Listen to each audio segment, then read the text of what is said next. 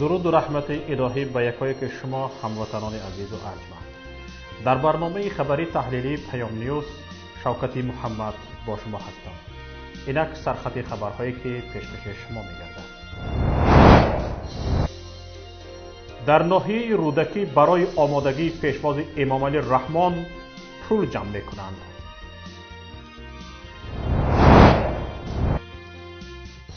شری ҷғел شخصیت نفره را که در نوار زنهای ساтрпӯшро به اروну عربستان مفیرستد کاربرانی پیام معلوم کردند.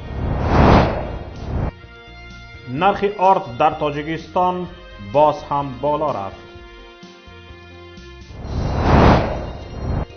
در ترکمنستان در مکان نفت و گاز بنزین و سوزشواری نایاب شدند. در ناحیه رودکی که قرار است به زودی امامعلی رحمان از آن دیدن کند، تمام مردم را به معرکه پشواز رئیس جمهور جلب کردند. شرکت هر خانواده در این معرکه در شکل پرداخت مبلغ حتمی است. رئیسان محله خانه به خانه مردم گشته برای پشواز پیشوا پول جمع می کنند. به گفته ساکنان ناحیه حداقل سفرپولی پرزیدنت 10 سامانی است که آن را از خانواده های خیلی قشاق می ستانند. باقی وابسته به شرایط زیست و فعالیت از 20 تا 100 سامانی باید پرداخت کنند. از ثروتمندان باشد وابسته به ثروتشان می ستانند، ولی کسی به خانه آنها نمی رود. حداقل در 4 جماعت ناحیه رودکی، راحتی، سری کشتی، زینب‌آباد و گلستان معرکه جمع‌آوری مبلغ ادامه دارد. رئیسان محله را یک نماینده از جماعت یا حکومت ناحیه همراهی می‌کند. به هر کسی که راضی نشد مبلغ پرداخت کند تهدید نرم می‌کنند که شما به سفر پیشوای ملت به ناحیه راضی نیستید. فرهاد، یک ساکن جماعت زینب‌آباد به رادیوی پیام گفت که از خانواده او 50 سامانی طلب کردند و به اعتراضشان پاسخ دادند که فرزندانتان در روسیه است کو؟ گوید فرستد. اما از همسایه‌شان که نانآور ندارد 10 سامانی طلب کردند. امروز خونه ما اومدن ای حکومت یعنی رئیسای محله اکثر هر یک خونه 10 سامانی برای آبادانی و برای پرزیدنت омодагӣ جمع کردند. خونه ما اومده گفتن که بچه‌تون همون که در روسیه یعنی با بسیار کار میگرفتیم. ای همه کلانترین دویم جامعه است در توجیکستان ноҳияи рӯдакӣ. که شما خودتون حساب کنید که چقدر پول جمع میکنن که جو میدوا بیمانی. ای جماعت همین سرکشتی ноҳияи рӯдакӣ جماعت سرکشتی اومده رئیس محله قطعی نماینده همون رئیس جماعت اومده هم خیلی جمع کردن 10 سامانی ای هر یک خانه بایی نخواهی کمش 10 سام. بعد با میبینن آدم پولدار باشی 20 سام 30 سام 50 سام اکوز شبا خودشون میدونن. ما همه شاهدی همه چیزی. همین گونه خبرها به ما از 3 جماعت دیگر که ذکرشان در بالا رفت رسیدند. صاحبکار مقیم این ناحیه بختیار هم به پیام گفت به او رهبری دستگاه رئیس ناحیه تماس گرفته گفته است که با سفارش رئیس ناحیه او باید 3000 سامانی برای آمدن رئیس جمهور پرداخت کند. قبلا رادیوی آزادی درباره ستانیدن مزد معاش یک روزه کارمندان بودجوی این ناحیه از طرف رهبریت آن خبر داده بود. منبع 2 حجت را نشر کرد که در آن با امضای رئیس ناحیه و معاون او به جمع‌آوری مزد یک روزه سفارش شده است. مقامات ناحیه رودکی در واکنش به این خبر گفتند کارمندان اختیاراً مزد یک روزه خود را برای پیشواز رئیس جمهور می سپارند. سببی که بودجه اجرا نشده است قسمی درآمد بودجه همراه خواهش کردن که برای همین کمک یک روزه مزد معاششان اختیاراً بگذارانند. فقط تشکیل مؤسسه بودجتی یگان اینجا مجبوری نیست اختیاری یکجان کسی نمیگذاراند یگان کار نیست. عبدالرشید، معلم یکی از مکتب‌های ناحیه در پاسخ به سؤال پیام که آیا واقعاً آنها مزد یک روزه اشان را داده اند و این کار اختیار صورت گرفته است با طنز پاسخ داد. گفت بله، کاملا اختیاری. مزد یک روزه ما را باز داشتند و گفتند که ما آن را اختیاراً به سفر رئیس جمهور باز داشتیم. سفرهای رئیس جمهور به مناطق کیها به درد سر مردم اما به بیزنس مقامات محلی تبدیل شده است. مردم نه تنها برای سفرهای امامعلی رحمان مبلغ پرداخت میکنند بلکه مجبورند در دیوار خانه هایشان را رنگبار کنند، فرزندانشان را به مرشرافکه فرستند، گروه قرصک زن رئیس جمهور را مهمانداری کنند و روزی سفر او باشد وظیفه دارند که از خانه هایشان بیرون نشوند. اما مقامداران منطقه با این بهانه میلیون ها سامانی از مردم، کارخانه ها و صاحبکاران جمع‌آوری میکنند. طبق اطلاع منابع پیام، رئیسان ناحیه به دستگاه رئیس جمهور رشوه میپردازند تا سفر او به ناحیهشان را به نقشه درآورند. چند روز آخر در شبکه‌های اجتماعی نوار میچرخد که در آن نفر ظاهرا منصبدار اول به زن امر میکند رویمالش را از پس سرش بندد، سپس به زنهای دیگری سطرپوش میگوید اگر میخواهید سطر بندید به ایرانو عربستان روید.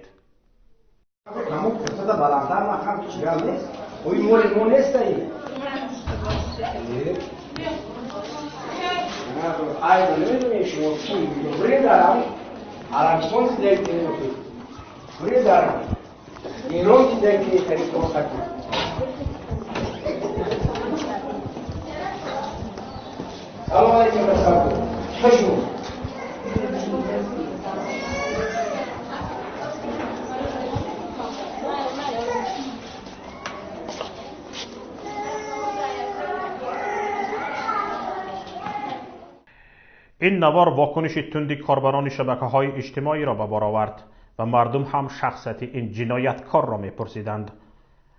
بر رادیوی پیام میسر شد شخصیتی او را معین کند. این نفر رئیس محله علاچباف ناحیه فردوسی سابق میسر کامبینات به تخلص شری جغل بوده است.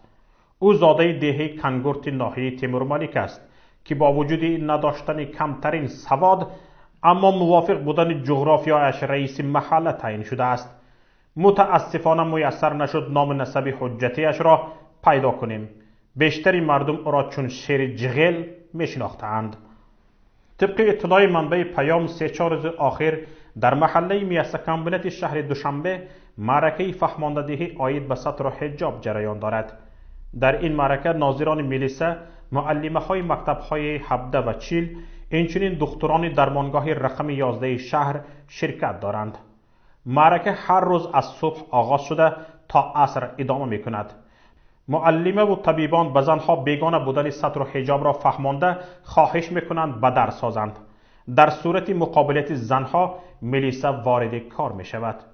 نواری هم که از مبارزه شری جغل به سطر و حجاب حکایه می کند در درمانگاه رقم 11 شهر دوشنبه ثبت شده است.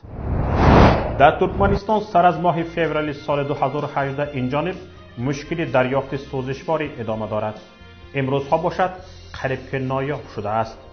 این و چند خبر و رویدادهای دیگر را همکارمان صفیه گزارش می‌دهد. نرخی ارد در تاجیکستان از مرز 200 سومانی گذشته باعث به نگرانی ساکنان شده است. تاجران کمچینی ارد در قزاقستان و افزایش قرب دلار را دلیل پیش می‌آورند. در خدمات ضد انحصاری تاجیکستان بالاروی نرخ ارد را تصدیق کردند. مقامات گفتند این مسئله را بررسی دارند. ارد از محصولات اساسی استعمالی برای اهالی تاجیکستان به شمار می رود.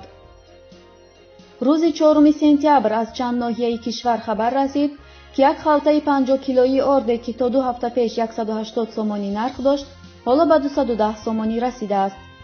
در بازارهای دوشنبه نیز نرخ یک خلطه ارد که تا چند هفته پیش 165-175 سومانی بود فعلا 185-195 سومانی و در بعضی از جایها تا 200 سومانی رسیده است. انتظار می رود دومین چرخه نیروگاه برقی آبی روغن روز استقلالیت دولتی تاجیکستان مورد بهره برداری قرار گیرد. به اطلاع وزارت فرهنگ تاجیکستان روز 9 سپتامبر ساعت 10:00 در میدان ساختمانی نیروگاه برقی آبی روغن به افتخار روز استقلالیت دولتی تاجیکستان مراسم بهره برداری دومین چرخه نیروگاه برپا خواهد شد. مراسم مذکور با اشتراک رئیس جمهوری تاجیکستان امامعلی رحمان صورت می‌گیرد. در نقطه‌های فروش سوزشواری ولایت‌های ترکمنستان بنزین وجود ندارد. A92 و A95 عموماً موجود نیست. در برخی از نقطه‌های فروش تنها بنزین نوعی A80 پیدا کردن ممکن است. سوزشواری دیزلی هم یافت نمی‌شود. کمبود سوزشواری تا آن حد احساس شونده است که حتی راه‌ها از ماشین خالی شدند. در پس منظر کمچینی و فروش بنزین بی‌صفت بسیاری از راننده‌ها از استفاده ماشین‌های شخصی خودداری می‌کنند. این هم در حالی که برای بسیاری‌ها ماشین یگانه منبع درآمد است. در ترکمنستان سر از ماه فوریه سال 2018 این جانب مشکلی دریافت سوزشواری ادامه دارد. آن زمان سوزشواری در آن کشور یکباره گران شده در نقطه‌های فروش نوبت‌پایی‌های طولانی تشکیل شد. بسیاری از راننده‌ها بنزین را برای ذخیره می‌خریدند. کودکس نوی انداز ازبکستان ستانیدن انداز را از شرکت‌های تکنولوژی پیش بینی می‌کند که بر رسانیدن خدمات اینترنتی مشغول هستند.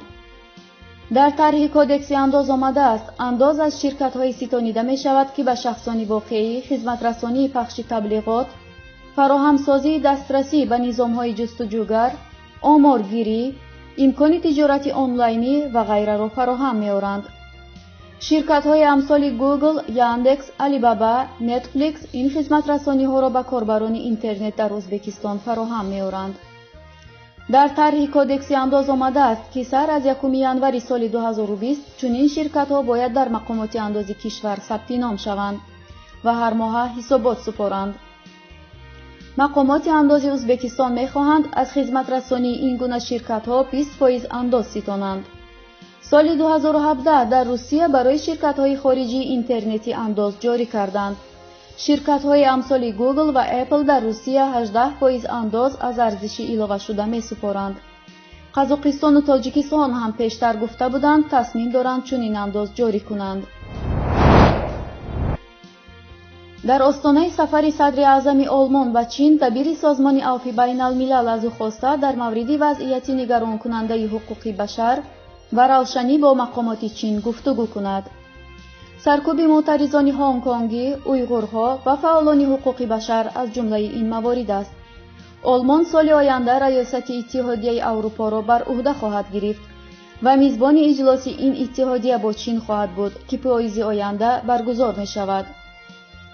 مارکوس بیکو دبیر کل عفو بین الملل در بیانیه‌ای که عفو بین المللی روز چهارشنبه منتشر کرد تأکید کرده که صدر اعظم آلمان نباید از گفتگوی بی پرده و رسانیدن انتقاد جامعه جهانی و سرکوبی وحشیانه فعالان حقوق بشر، اقلیت‌های دینی مانند اویغورها یا خبرنگاران هراس داشته باشد و باید برای چین روشن کند که سیاست همگام با موازین حقوق بشر چگونه است. دبیر کل عفو بین الملل میگوید صدر اعظم مسئولیت دارد تعهدات بین المللی در زمینه اجرای موازین حقوق بشر را به دولت چین یادآوری کند. اینجا خاتمه برنامه امروزی ماست. برنامه‌های دیگری ما را در شبکه‌های اجتماعی و پایگاه پیام.net پیگیری نمایید. همچنین همه روزه چند برنامه‌های دلنشین در رادیوی پیام صدا می‌دهند که امیدواریم پسند شما خواهد شد. هر خبر و رویداد را شاهد شدید لطفاً بر رقم 49 15 16 46 15 947 توسط پیام رسان‌های واتساپ، وایبر، ایما، تلگرام فرستید. مخفی نگاه داشتن حیثیت شما کفالت داده می شود. در پناه الله بمانید. خیر تا روز دیگر.